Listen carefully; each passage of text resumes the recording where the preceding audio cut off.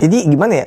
Puzzle yang awalnya kita bingung tuh, misalkan yang dulu nih yang kita baca kitab astral kan cuma ya kan, set, ya kan. Tapi kita nggak tahu di mana posisinya, ya kan? Ya dengan adanya Rumia sekarang, kita tahu lah itu di mana, letaknya di mana, posisinya di mana, kejadiannya. Gue nggak ngerti sih Rumia. Peta dunia ini seperti apa sih? Dulu itu tuh semua pulau tuh satu. Nah, sama. Memang seperti Peta Rumia. Memang seperti itu. Satu, dan bisa dijangkau oleh kaki, nggak harus di bawah lautan. Dulu ada namanya teori Pangaea, benua Pangaea. Ini kalau menurut literasi di manusia ya, ada Pangaea, ada Gondwana. Gondwana tuh Gondwana sama Laurasia. Ya, kalau nggak salah Gondwana sebelah utara, Laurasia sebelah bawah. Dia menjadi satu benua, satu daratan yang disebut Pangaea. Itu gue kalau nggak salah bermiliaran atau jutaan tahun yang lalu lah. Gue rasa karena kalian harus belajar tentang peta kali. Geografi mungkin. Geografi, ya kurang lebih kayak gitulah. Zaman dulu tapi lo pernah kan bilang bahwa di Amazon tuh ada bangsa lain? Ya, benar. Di Amazon itu banyak bangsa lain. Kalau lo mau mencari iblis fisik, Amazon lah tempatnya. Satan melakukan penelitian. Oke. Sama Amazon ya. Satan itu mempunyai beberapa tempat penelitian. Salah satunya di sana. Salah satunya di sana. Tapi kalau di sana itu lebih ke tumbuh-tumbuhan. Jadi bang, yang tadi dari cerita awal tuh tentang katanya dari si Z kan, dari Z ngomong kan ada anak Adam, ya kan, di dekat ya kaki Gunung Padang kan. Terus tadi kan kita nanya kan sama si Rumiah nih, karena kan memang dia kan penunggu sana lah di Gunung Padang kan. Pas kita tadi tanya, ternyata ini merujuk ke Set, ya, keturunan Adam yang bernama Set. Yaitu kalau misalkan di cerita Alkitab dia pengganti dari Habil setelah Habil dibunuh oleh Kabil, ya kan. Nah ternyata ada bang, gue baru tahu loh, maksudnya cerita tentang Set itu ada di kepercayaan orang Jawa. Ini pas gue cek ada di Wikipedia. Tunggu bang. Nah, ini ada nih cerita ya tentang Set menurut sudut pandang cerita Jawa. Ya, di sini disebutkan Set merupakan keturunan Adam yang lahir tunggal. Ya, kan sebelumnya anak Adam tuh lahir kan kembar nih. Tapi dia doang nih yang tunggal satu. Ini menurut kepercayaan Jawa ya. Nah, dia diturunkan oleh Yang Maha Esa sebagai pengganti anak Adam yang terbunuh. Siapa? Habil, ya kan? Rupa Set sangat mirip dengan rupa Adam dan menjadi satu-satunya manusia yang memiliki kebijaksanaan terhebat sepanjang masa pada saat zamannya kan. Nah, begitu mengasihinya Adam nih kepada Yang Maha Esa itu supaya kelak keturunan Set diizinkan menjadi penguasa atas keturunan saudara-saudaranya. Terus saat berdoa ada salah satu jin yang bernama Azazil, tapi ini dalam versi Jawanya Ngajajil. Ini baru tahu gue ini. Nah, terus kisahnya ternyata Ngajajil ini nguping nih, ya kan, tentang doa Adam nih akan selalu didengar, ya kan, dan dikabulkan oleh Maha Yang Esa, Tuhan Yang Maha Esa. Ketika itu pula tumbuhlah keinginan Azazil atau Ngajajil untuk mencampurkan darah keturunannya dengan keturunan Set. Itu sama seperti penelitian kita kemarin. Iya, ada kan? Why? Kan why seorang pria berkelainan secara tiba-tiba feminim dan sebaliknya. Iya, kan lu juga ngomong kan, percobaan itu ternyata dicampurkan oleh salah satu anak Adam. Nah, ini cok baru tahu gue, baru baca gue. Kok sama ya Dan? Tapi bedanya tadi kan, kalau di situ kan ya gue nggak tahu proses pelaksanaannya mungkin di handle sama Azazil, tapi DNA-nya itu DNA-nya si Astaroth. Itu yang gue lihat di kitab astral. Iya. Nih proses ini yang membuat pola itu adalah Satan.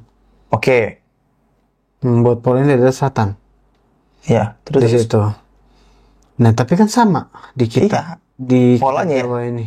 Ya makanya gue juga agak mind blowing sih nih Gue pas gue baca. jujur ya, gue nggak peduli sebenarnya awal di kitab Jawa ini.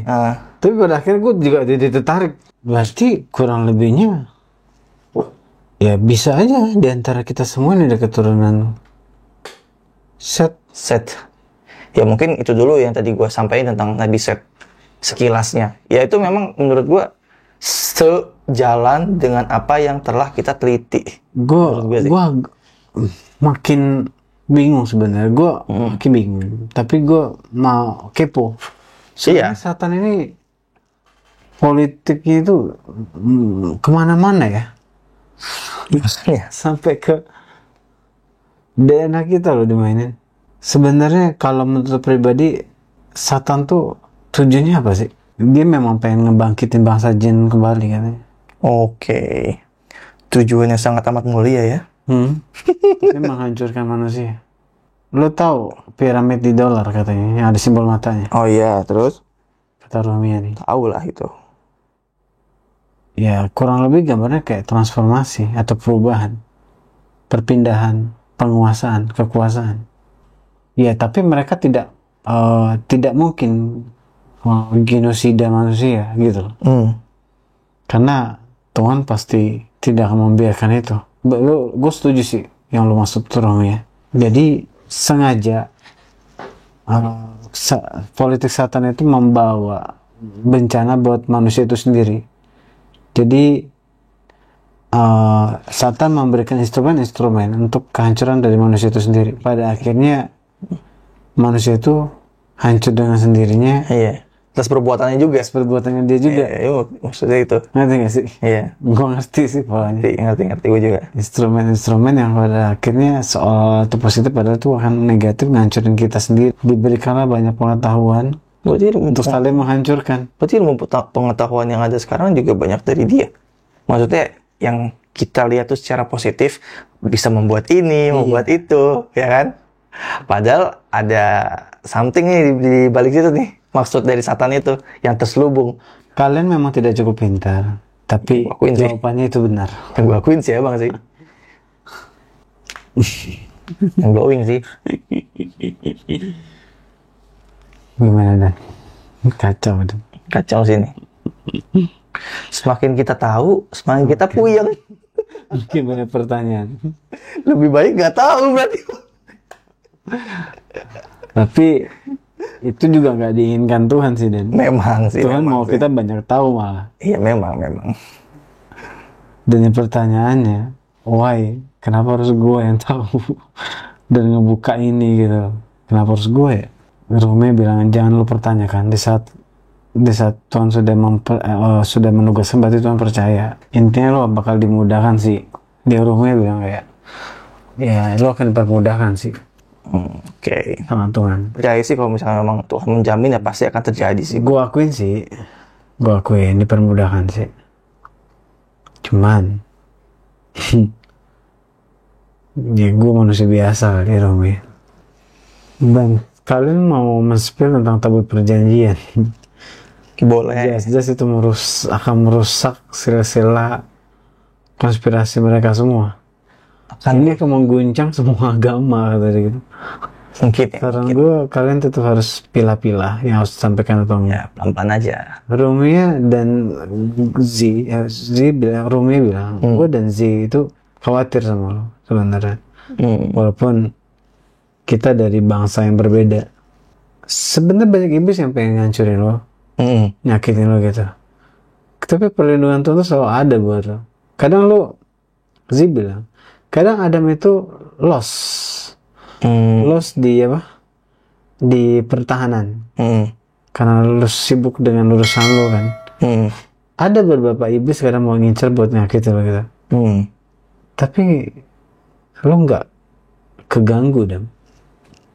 Dari situ. Di situ gue sebagai kata sih ya, sebagai yang jadi ya sama petugas Tuhan, dia bilang kayak ya gue nilai ya memang ini mau Tuhan kali.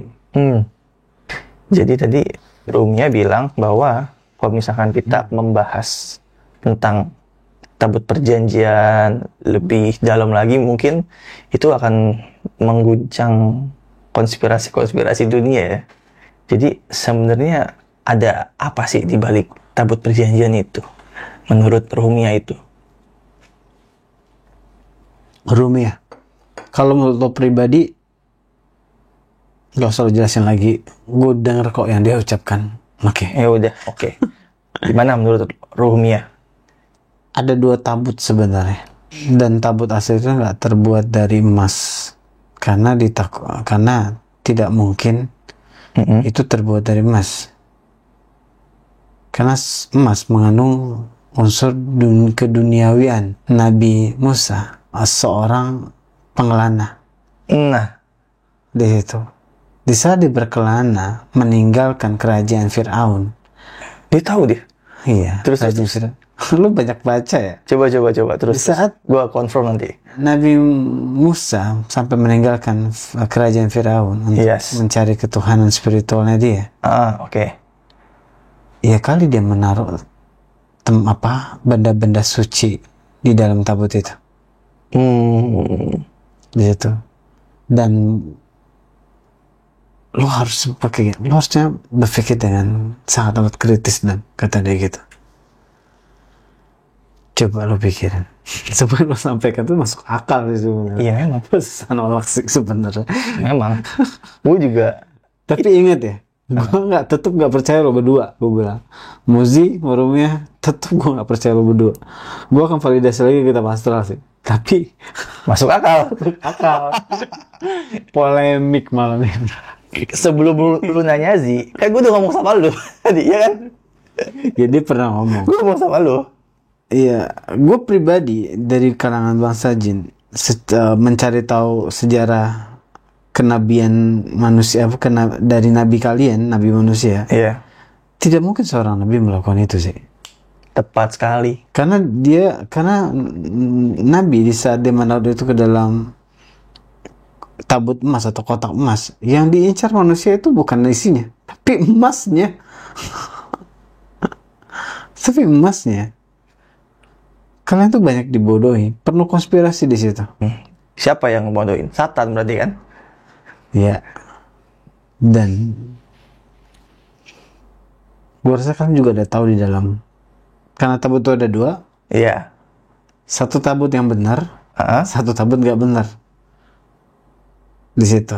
Oh, oke. Nah, di kitab suci kita. Iya, lu jelasin dulu. Sejarah itu juga ada.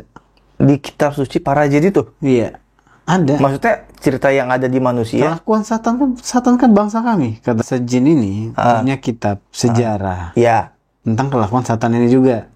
Terhadap dunia manusia? Terhadap manusia. Oke, terus?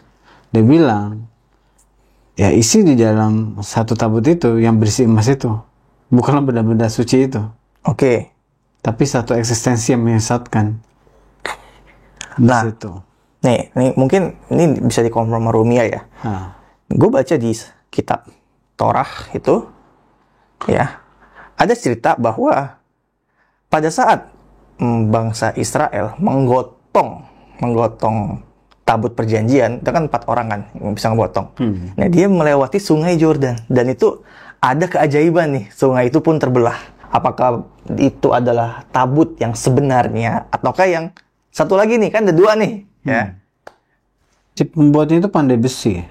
Iya, benar. Kata Rumia, pembuatnya itu pandai besi kan? Iya, benar.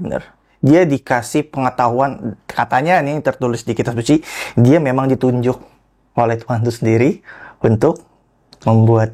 Tidak, katanya. Di sejarah kita, Satan menguasai pemuda tersebut. Satan menguasai pemuda tersebut. Makanya gue kayak agak mikirnya gini, apa ya, kritis gue ya.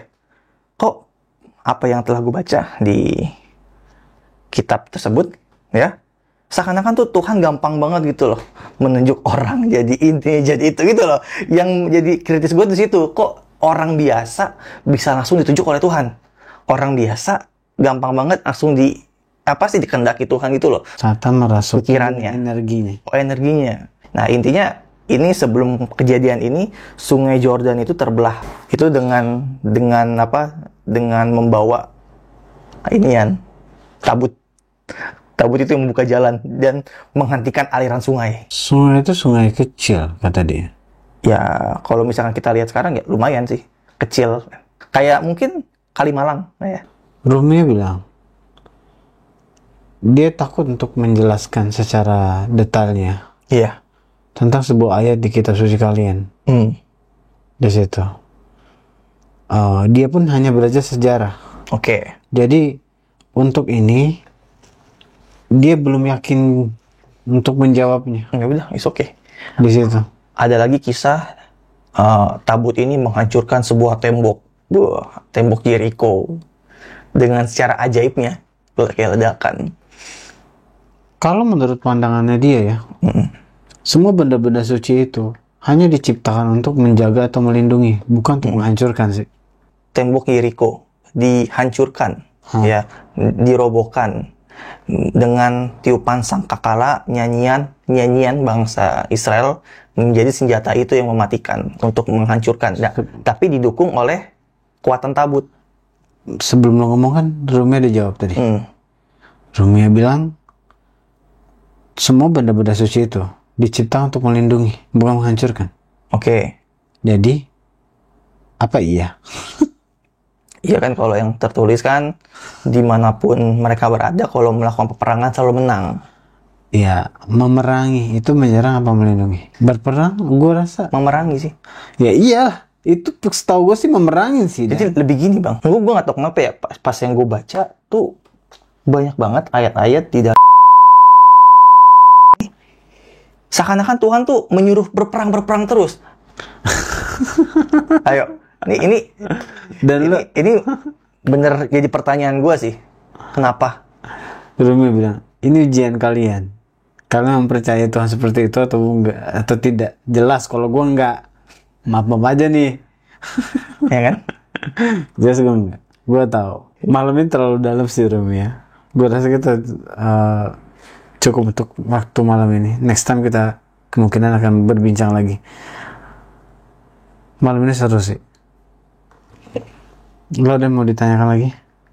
Udah sih, aman.